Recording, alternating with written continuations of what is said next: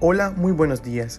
Nosotros somos el equipo número 4 y estamos conformados por Aguilar Cervantes José Fernando, Ubitaque María José, López Carvajal Daniel Fernando y un servidor Romero Huicap Luis Emanuel. El día de hoy venimos a platicarles sobre el potencial de acción y de propagación. Durante mucho tiempo, el proceso de comunicación entre los nervios y sus órganos diana fue misterio para la fisiología. Con el desarrollo de la electrofisiología y el descubrimiento de la actividad eléctrica de las neuronas, finalmente se puede dilucidar que la transmisión de señales desde las neuronas hacia sus órganos objetivo se lleva a cabo mediante potenciales de acción. Ahora, yo les hablaré sobre cómo se da el potencial de acción. Para empezar, se podrá decir que se divide en dos partes, periodo refractario absoluto y periodo refractario relativo. En el primero tenemos que saber que en este periodo no es posible que se produzca un segundo potencial de acción independiente de la fuerza del estímulo. Ahora así, empecemos con el estado de reposo. Aquí las fibras contráctiles tienen un potencial de membrana estable, esto es cercano a los menos 70 milivoltios. En ese estado se puede decir que la membrana está polarizada. Esto quiere decir que los canales de sodio y potasio se encuentran cerrados. Ahora aquí pasamos al potencial de umbral. Aquí se abren unos pocos canales de sodio dependientes del ligando y la célula empieza a ser cada vez menos negativa. Esto con la intención de llegar hasta el umbral, el cual es el voltaje necesario para abrir los canales de sodio activados por voltaje. El voltaje es aproximado a menos 55 milivoltios. Una vez llegando al umbral, los canales de sodio se abren. Estos canales de sodio se denominan rápidos debido a que se abren velozmente en respuesta a la despolarización que llega al potencial de umbral. Para que se produzca la despolarización de la membrana se necesita gran cantidad de señales eléctricas. En la despolarización, un gran número de iones sodio con carga positiva se mueven al interior del axón. Esta fase de despolarización termina cuando los canales de sodio entran en su estado cerrado inactivo. Esto es aproximadamente 30 milivoltios. Es necesario entender que para que toda esta fase suceda, se tiene que pasar el umbral. De no hacerlo, no sucederá nada. Esta ley se llama la ley de todo o nada.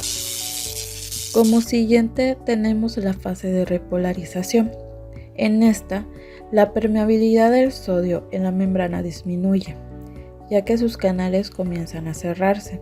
Sin embargo, los canales de potasio empiezan a abrirse más de lo normal, provocando así una masiva salida de iones de potasio, haciendo que ocurra una disminución de la electropositividad de la célula, es decir, que el potencial de la membrana sea negativa. Esta fase tiene como principal objetivo restaurar el potencial de la membrana al reposo. Y por último tenemos la fase de hiperpolarización, que ocurre al darse una repolarización en exceso.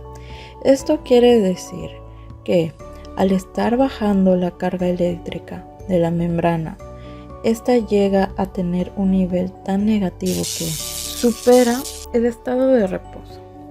Aquí dos canales de potasio se cierran y dos canales de sodio se activan, haciendo que la carga eléctrica deje de bajar y que técnicamente pudiera haber un nuevo potencial.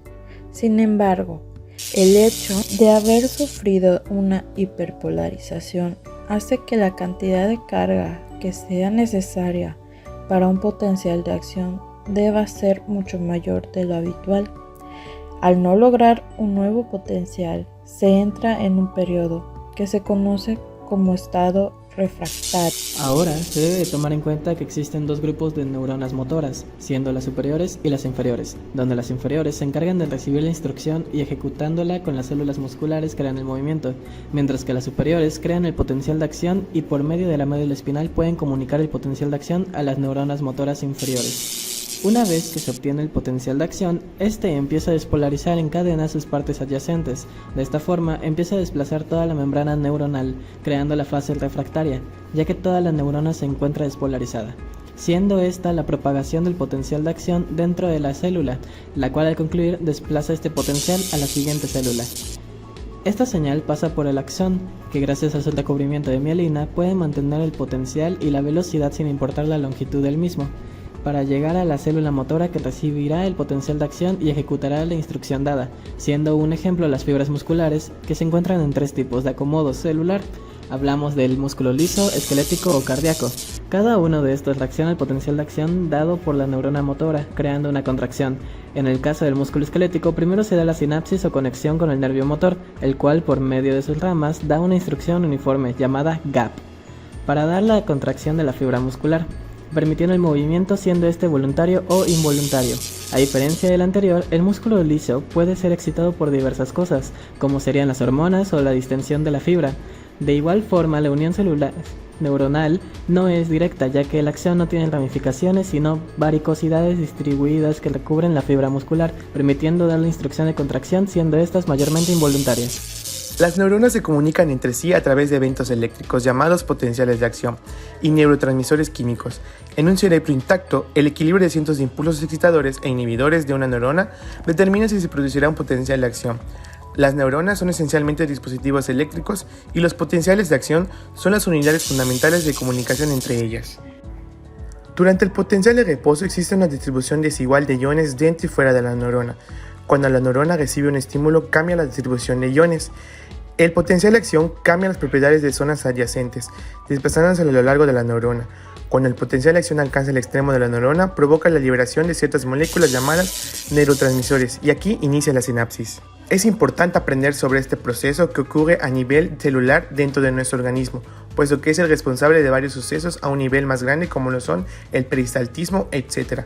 Por lo cual, aprender fisiología es un proceso que requiere de la dedicación intensa y la atención continua del estudiante. La fisiología es una disciplina experimental en la que los conceptos y las hipótesis de funcionamiento del organismo están en continuo cambio. Gracias.